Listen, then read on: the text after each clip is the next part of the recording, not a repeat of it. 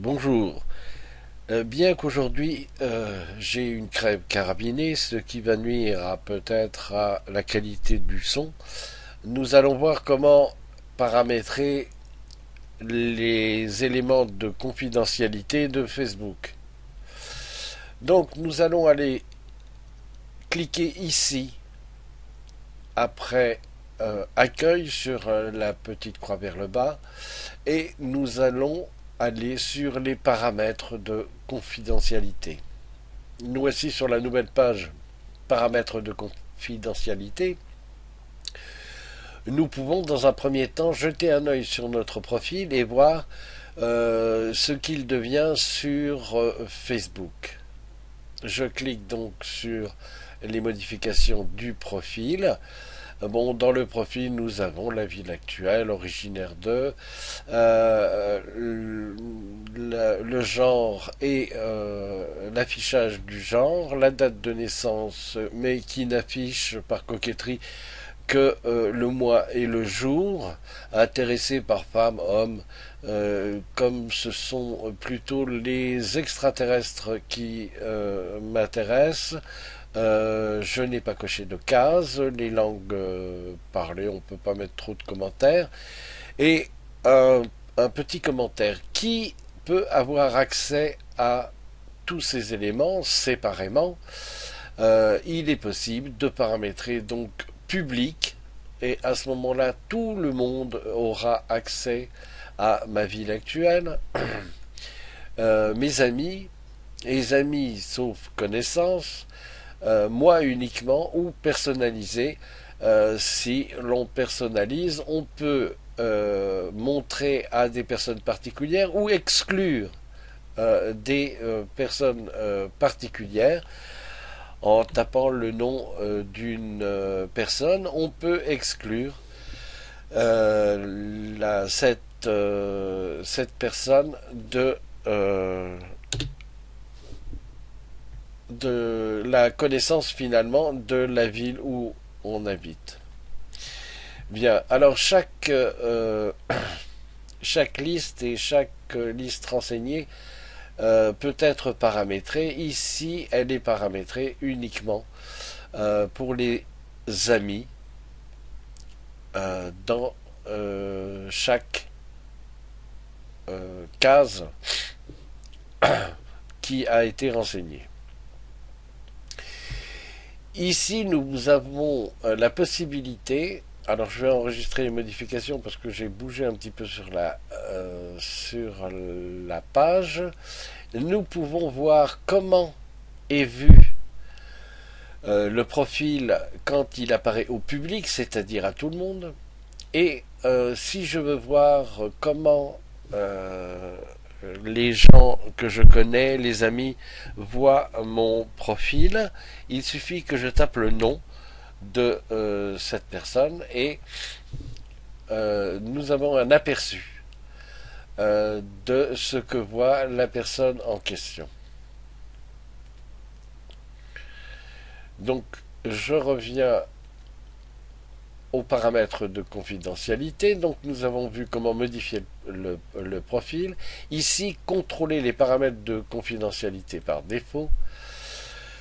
Et donc, c'est paramétré sur ami et non pas sur public, qui voudrait dire que tout le monde y a accès.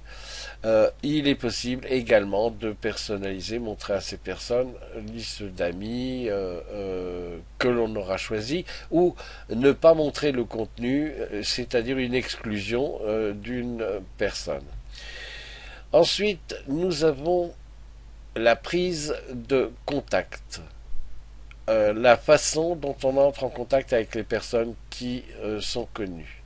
Nous pouvons modifier les paramètres. Qui peut trouver mon profil en cherchant mon nom ou mes coordonnées sur Google ou ailleurs? Tout le monde. Qui peut vous envoyer des invitations à devenir ami? Ici, c'est paramétré sur tout le monde, mais on peut faire amis et leurs amis. Comme d'ailleurs ici, amis et leurs amis, ou alors amis tout court. Mais il est évident que Si l'on veut que les gens nous trouvent sur Internet, il est plutôt nécessaire de mettre tout le monde, à nous ensuite de trier les amis. Qui peut vous envoyer des messages Facebook, les amis et leurs amis, mais là aussi, il y a moyen de paramétrer entre tout le monde et amis seuls. Qui peut publier sur votre mur, idem, le paramétrage est amis ou moi uniquement. En l'occurrence, chez moi, c'est paramétré sur moi uniquement parce que mes amis n'écrivent pas sur mon mur et ils écrivent sur le fil d'actualité ou ailleurs, mais peu importe. Qui peut voir les publications d'autres personnes sur votre mur? Eh bien, les amis uniquement.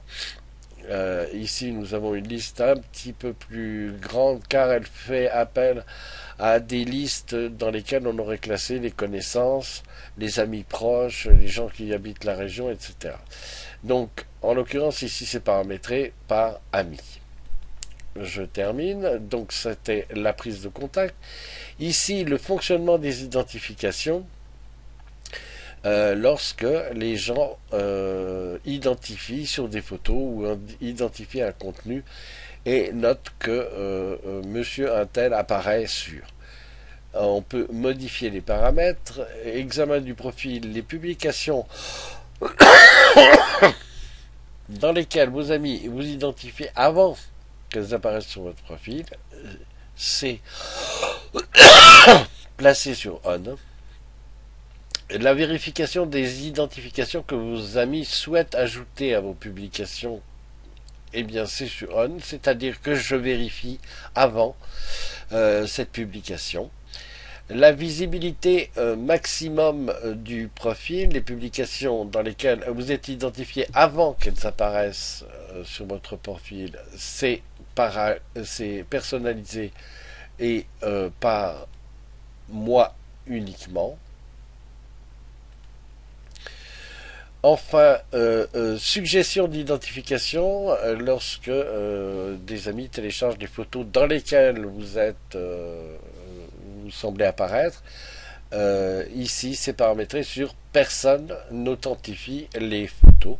Et enfin, la localisation où vos amis peuvent indiquer où vous vous trouvez, c'est désactivé.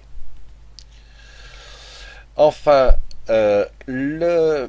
les applications et sites web, c'est relativement important. Je n'utilise qu'une seule application qui s'appelle RSS Graffiti, volontairement, qui permet de faire des liens